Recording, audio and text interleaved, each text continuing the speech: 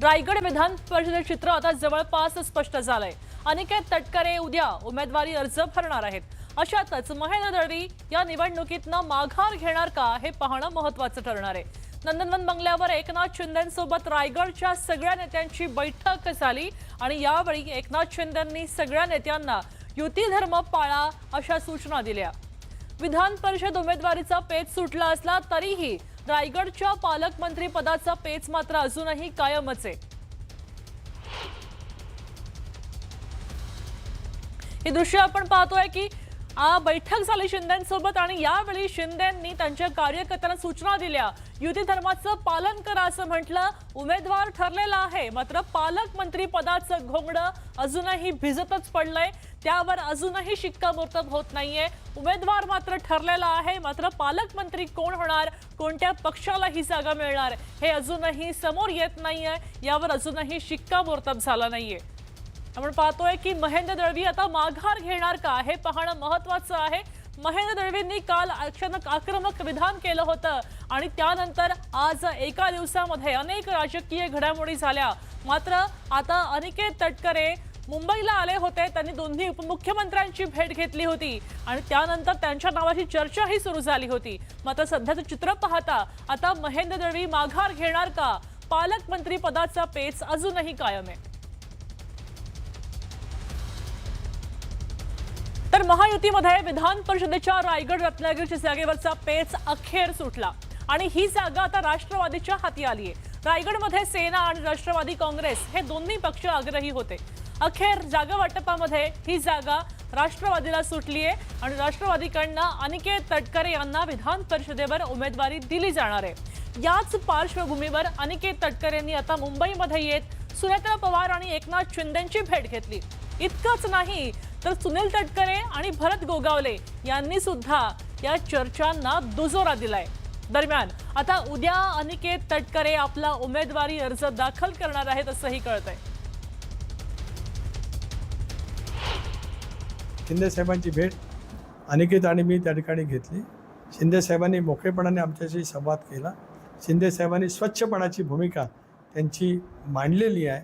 त्याच्यात मी त्यांचे अतिशय मनापासून ऋण व्यक्त करतो आणि पुढच्या कालावधीमध्ये राज्यामध्ये महायुती बळकट करताना देवेंद्रजी, त्याच्यानंतर शिंदेसाहेब, त्याच्यानंतर वहिनी यांच्या मार्गदर्शनाखाली आम्ही महायुती बळकट करू।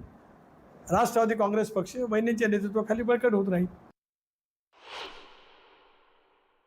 नाही, भेट कोणी कोणाची घेऊ शकतो त्याबद्दल दुमत नाही आहे, परंतु जो काय आमच्या महेंद्रशेठ दळवींच्या कन्याने फॉर्म भरलेला आहे त्यावरती आमचा विचार विनिमय होईल आणि साहेबांचा आदेश आला तर त्याच्यावरती आम्ही काय करायचं ते ठरवू।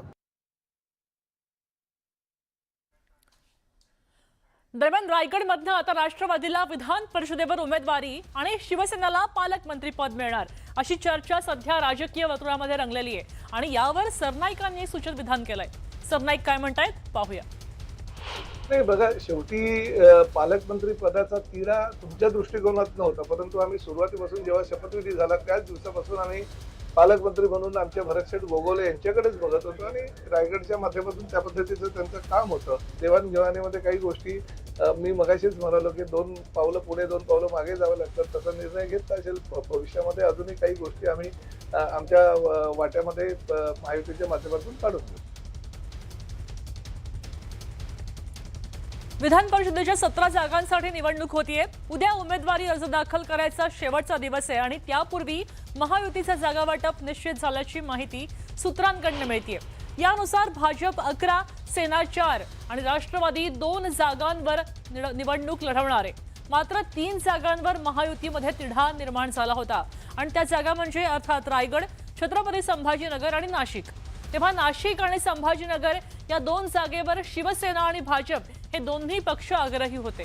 आता अखेर चर्चेअंती छत्रपती संभाजीनगरची जागा भाजपला सुटलीये तर नाशिकची जागा सेनेला सुटल्याचं बोललं जात आहे।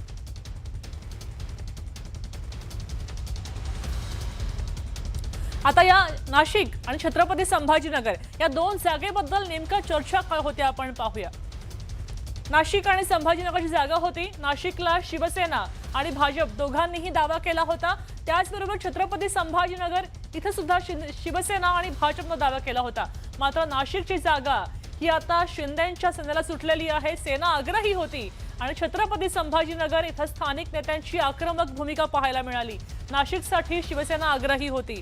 त्याचबरोबर नाशिकसाठी आता भाजपनं सुद्धा दावा केला होता. त्यामुळे या ठिकाणी तिढा पडला होता. छत्रपती संभाजीनगरमध्ये सुद्धा आता चर्चा झाली आणि या चर्चेत संभाजीनगरची जागा भाजपला सुटली आहे, तर इथं नाशिकची जागा सेनेकडे गेली आहे असं बोललं जात आहे.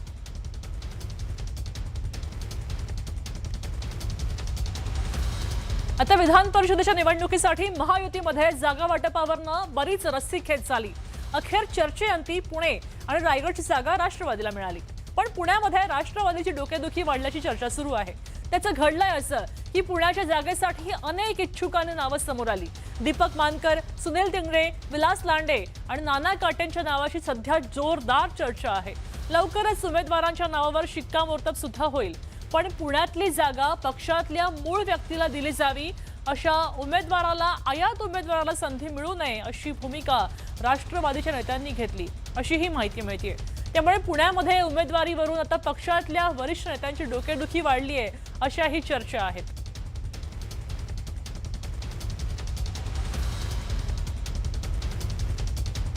काही लोक भिकारी म्हणून गेलेत तर काही लोकांनी पक्षाशी गद्दारी केली आहे असं म्हणत आता विजय वडेट्टीवारांनी काँग्रेसच्याच नगरसेवकांवर गंभीर आरोप केले.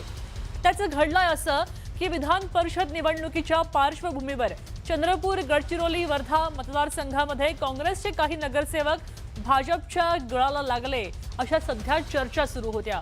आणि यावरनं वडेट्टीवारांनी काही जणांनी एका मतासाठी 5-5 लाख घेतले असा गंभीर आरोप केला. आणि एवढ्यावरच न थांबता त्यांनी शेलक्या शब्दात काँग्रेसच्याच काही नगरसेवकांवर टीकाही केली आहे. आम्ही आता पैसे भेटलेत काही लोकांना, तर तो काही लोक हलकटपणा दाखवून गेलेत, काही लोक भिकारी बनून गेलेत आणि काही लोकांनी पक्षाशी गद्दारी करून गेले. म्हणजे पक्षाच्या चिन्हावर निवडून यायचा आणि पक्षाच्या याच्यात 5-5 लाख रुपये घ्यायचे. तर मला वाटतं की हे पक्षविरोधी कारवाई आहे. हे शेण खाण्याच्या कमी नाही. म्हणजे आता यांना तर गाईचं शेण म्हणतो आम्ही, ते तर पवित्र आहेच, पण ते शेणापेक्षा डुकरा बिकराचं असलं तर अधिक पवित्र होईल. म्हणजे इतके खाणारे लोक, जोडे हात आणतील लोक यांना. जरांगेंनी तो नवीनच एक टीका केलेली आहे. आंतरवाली सराटीमध्ये उपोषण झालं, त्यांनी मागे घेतलं आणि दुसऱ्याच दिवशी त्यांनी निशाणा साधलाय तो धनंजय मुंडेंवर. माझ्या घातपाताचा कट रचला आणि त्यांचं आता ब्रेन मॅपिंग आणि नार्को टेस्ट करा अशी मागणी जरांगेंनी केली आहे. त्यांनी कोणाला घातपात करायला लावला माझा? गोळ्या औषधात याच्यात जेवणात घालणार होता, ते काय दागा फटका करणार होता. त्याची नार्को टेस्ट माझी कशी होत नाही आरोपीची, हे मी फुल लावून धरणार आहे. आता त्या धनंजय मुंडेला सुट्टी नाही. CID पासून SIT पर्यंत पुन्हा तपास करणं होतं गरजेचं आहे. ऐकलं? जरांगेंनी अगदी सुरुवातीला नाव न घेता टीका केली आणि त्यानंतर थेट नावच घेतलं आणि आपल्या घातपाताचा कट रचला असा आरोपच केलाय धनंजय मुंडेंवर. काल जरांगे पाटलांनी उपोषण मागे घेतलं आणि त्यानंतर दुसऱ्याच दिवशी माध्यमांशी बोलताना, प्रतिक्रिया देताना त्यांनी धनंजय मुंडेंवर गंभीर आरोप केले. त्याचं घडलंय असं की गेल्या वर्षी नोव्हेंबर महिन्यात जरांगे पाटलांच्या हत्येचा कट रचला. या आरोपावरनं बीड जिल्ह्यामध्ये 2 जणांना अटक झाली आणि हाच धागा पकडत या प्रकरणात सत्य समोर यायची मागणी जरांगे पाटलांनी केली आहे. याचा सखोल तपास करायचीही जरांगेंनी मागणी केली आहे. सुरुवातीला नाव न घेता त्यांनी मुंडेंवर टीका केली आणि त्यानंतर थेट नाव घेतलं. नाव घेऊन धनंजय मुंडेंची नार्को टेस्ट व्हावी, त्यांचं ब्रेन मॅपिंग व्हावं अशी ही मागणी जरांगेंनी केली. काय झालंय, मला वाटलं होतं बदल झाला पाहिजे प्रत्येकात, ते दिसत नाही. म्हणून तोच म्हणला होता, मी नव्हतं म्हणलं ते परळीचं, तेच म्हणलं होतं की माझी ब्रेन मॅपिंग करा, त्याची नार्को टेस्ट करा. तो विषय आता मी पुन्हा हातात घेतो. त्यांनी कोणाला घातपात करायला लावला माझा? मग आता तो काय गोळ्या औषधात याच्यात जेवणात घालणार होता, ते काय दगाफटका करणार होता हे पुन्हा तपास होऊन ते समोर आलं पाहिजे. पुन्हा तपास होऊन काय होता विषय, कोण होता, पडलेल त्या कोण जात होता, पी त्याचा बीडवाला, त्याच्यात आरोपी एक नंबरला कोण करायला पाहिजे होतं, कोण तिसराच केला आहे, हे सगळं घेणं गरजेचं आहे. आता पण त्या आरोपींना साथ कोण देत आहे, ते कसं आरोपी होत नाहीत, या संदर्भात सगळं आता लावून धरणार आहे मी. त्याच्याशी बोलणं झालं आहे त्या आरोपींचं, कुणी प्रत्यक्ष जाऊन बोलत होते, कुणी फोनवर बोलत होते. मग त्यो याच्यात कसं काय नाही. मग रश्मी शुक्ला ज्या पूर्वीच्या महासंचालक होत्या त्या अजितदादा फडणवीस साहेब हे स्वतः नागपूरला बसले होते. मग त्यावेळेस त्याचं नाव बाहेर काढलं याच्यातून. मी आता तो विषय लावून धरणार आहे त्याची आणि माझी आणि त्या 3 आरोपीची. तसे त्याच्यात लय मोठे आहेत, ते सगळेच घ्यायला लावणार आहे. आता नार्को टेस्ट कसं काय होत नाही ते बघतो.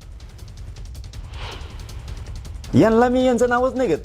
या आरोपीची तर दखलही घेत नाही मी, गिनीत बिनीन बघतही बी नाही, दखलसुद्धा घेत नाही साधी तर. पण त्याला सुट्टी नाही आता, परळीवाल्याला त्या धनंजय मुंड्याला सुट्टी नाही आता. त्याची नार्को टेस्ट माझी कशी होत नाही आणि आरोपीची हे मी फुल लावून धरणार आहे आता पूर्ण वेळ. ते कसं होत नाही ते बघतोच आता. कुणबी प्रमाणपत्र वाटप, सातारा गॅझेटियर बद्दलचा शासन निर्णय आणि त्याचबरोबर विविध मागण्या यांसाठी जरांगेंनी उपोषण केलं होतं आणि हे आमरण उपोषण एका दिवसात त्यांनी मागे घेतलं. सकाळी आंदोलन सुरू केलं आणि सरकारच्या शिष्टमंडळानं त्यांना मसुदा दिला आणि त्यानंतर या मसुद्यावर सखोल चर्चा झाली. चर्चेअखेर त्यांनी रात्री उपोषण मागे घेतलं. दरम्यान सरकारनं दिलेल्या आश्वासनांची अंमलबजावणी न झाली तर पुन्हा एकदा आंदोलन पुकारू असा इशाराही त्यांनी त्याच वेळी दिला.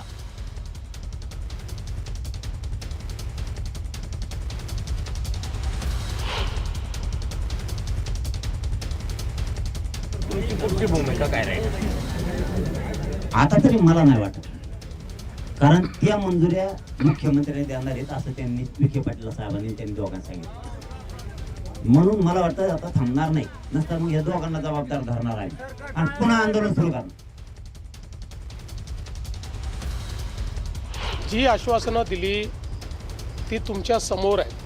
कुठेही मागे आश्वासन दिलं नाही, त्यांनी स्वतः ती वाचून दाखवलेली आहेत.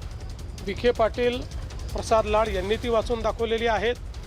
त्यामुळे सातत्याने मराठा समाजाला न्याय देण्याची भूमिकाच ही आमच्या शासनाची राहिलेली आहे, त्यानुसारच कारवाई केलेली आहे.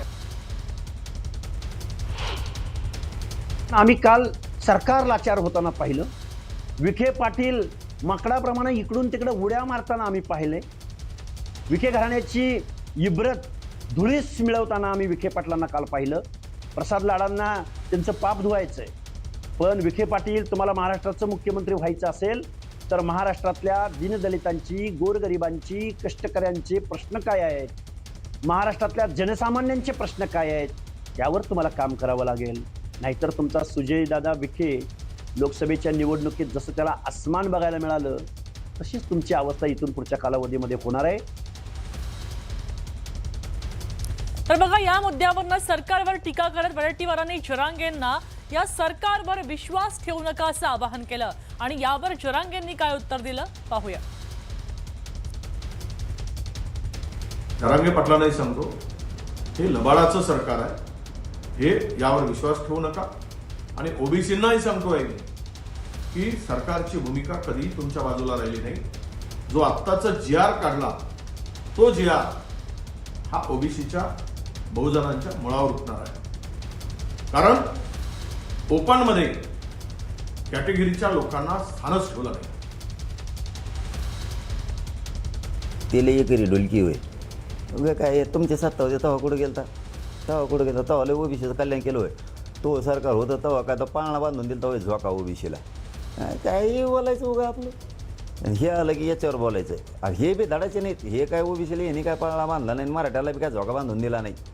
आलेले बी आपल्या जनतेला कळा ना काही, ओबीसीला आणि मराठ्याला उगाच झुंजतो आपण दोघांनी मिळून, ओबीसी आणि मराठा यांनी सगळ्यांनी मिळून सरकार विरुद्ध झुंजलं पाहिजे. आता बातमी महत्त्वाची आहे लाडक्या बहिणींसाठी, कारण महायुतीमध्ये घटक पक्षांना महाराष्ट्रात सत्ता मिळवून देण्यामध्ये मुख्यमंत्री माझी लाडकी बहीण योजना महत्त्वाची ठरली होती.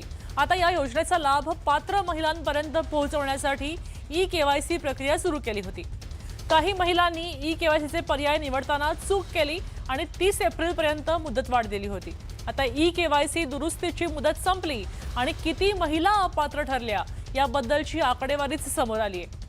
जवळपास 80 लाख महिला मुख्यमंत्री माझी लाडकी बहीण योजनेत अपात्र ठरल्या आणि त्यांचा लाभ आता बंद झालेला आहे.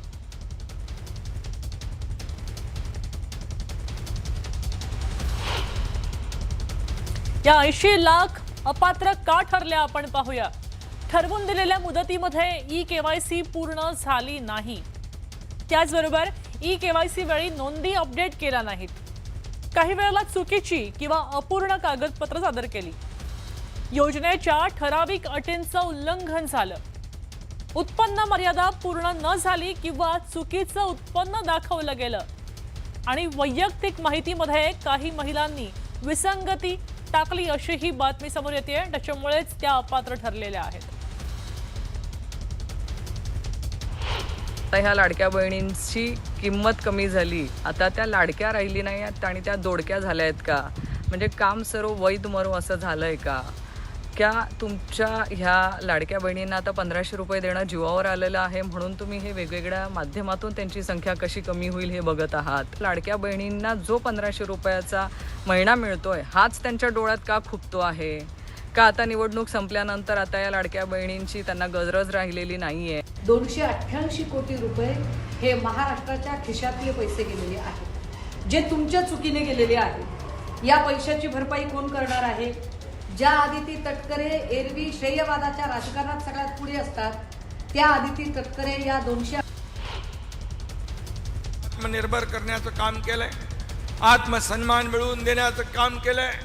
लाडकी बहीण योजना सुरू केली तेव्हा अनेकाने विरोध केला, पण मी आपल्याला सांगतो या व्यासपीठावरून कोणी माईकाला आला तरी लाडकी बहीण योजना कधीही बंद होणार नाही. आणि म्हणून लाडक्या बहिणींचं सक्षमीकरण हा आमचा अजेंडा.